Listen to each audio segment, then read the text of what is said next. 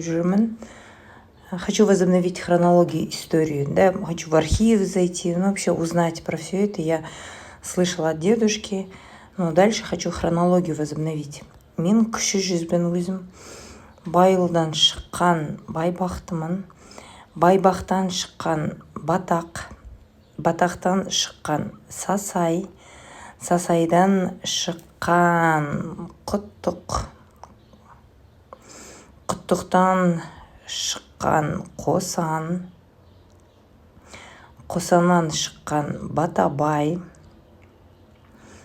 қара жігіт, содан кейін Мырзабек, Есімбай. Енді менің атам, туған атам, көрген атам Нұғман, әрмен қарай менің әкем және ағам. Осы сасайдан шыққан бүкіл